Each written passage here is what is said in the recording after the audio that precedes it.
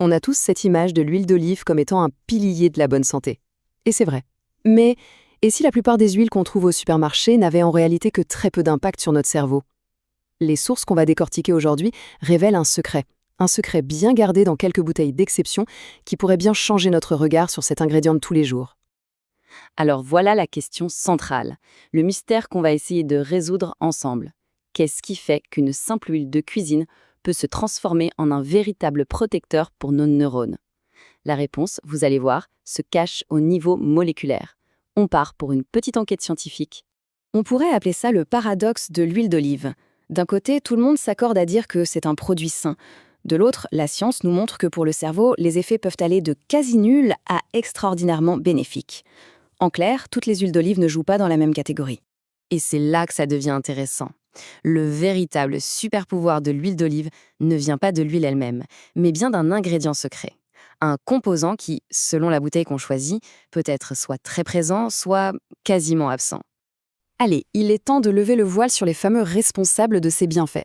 Les acteurs principaux de notre enquête, ce sont eux, les polyphénols. Retenez bien ce nom, car ce sont ces composés bioactifs qui font absolument toute la différence. Alors, les polyphénols, c'est quoi exactement? Eh bien, ce sont des composés naturels qui agissent un peu comme les forces spéciales de notre corps, de puissants antioxydants et anti-inflammatoires. Et c'est dans l'huile d'olive extra vierge de haute qualité qu'on les trouve le plus concentrés. C'est de là que viennent les effets neuroprotecteurs qui nous intéressent. Et là, la différence est juste flagrante. D'un côté, on a l'huile à haute teneur phénolique, avec plus de 250 mg de polyphénol par kilo. Son goût est intense, poivré, un peu amer, il pique même un peu la gorge. De l'autre, l'huile standard, beaucoup plus douce, mais avec une concentration en polyphénol bien plus faible, et surtout, souvent pas précisée. Et attention, quand on parle de différence de concentration, ça peut être gigantesque. Les sources qu'on a consultées montrent que les huiles de qualité supérieure peuvent contenir jusqu'à 30 fois plus de polyphénol qu'une huile extra vierge classique. 30 fois! Ce n'est pas un détail, c'est un changement complet de dimension. Parmi cette grande famille de polyphénols, il y a 3 suspects principaux qui sortent du lot. L'hydroxytyrosol, un super antioxydant. L'oléoropéine, c'est elle qui donne ce petit goût amer si caractéristique. Et enfin, la star de l'équipe, l'oléocanthal.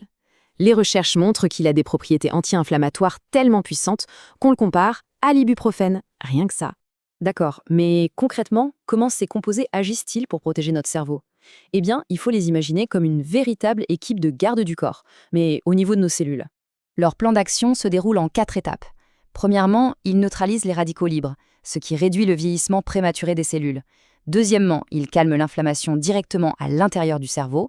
Troisièmement, ils renforcent ce qu'on appelle la barrière hémato-encéphalique, le gardien super sélectif qui protège notre cerveau. Et enfin, ils aident à faire le ménage en éliminant les protéines toxiques qui peuvent s'accumuler avec le temps. Pour faire une analogie, c'est un peu comme si les polyphénols activaient une équipe de nettoyage et de sécurité privée pour chacun de nos neurones. Ils déclenchent un processus qui aide les cellules à se débarrasser de leurs propres déchets. C'est crucial pour maintenir un environnement cérébral sain et fonctionnel. Bon, tout ça c'est la théorie. Mais est-ce que ça fonctionne vraiment chez les humains? Passons maintenant aux preuves cliniques, la pièce à conviction qui montre l'impact direct de tout ça. L'une des études les plus parlantes sur le sujet a été menée à l'université d'Auburn. Les chercheurs ont travaillé avec des personnes présentant des troubles cognitifs légers, un stade qui peut précéder des maladies plus graves, pour voir si l'huile d'olive pouvait réellement faire une différence. Et les résultats sont fascinants. On a suivi 2 groupes, un qui consommait de l'huile riche en phénol et l'autre une huile raffinée, donc pauvre en phénol.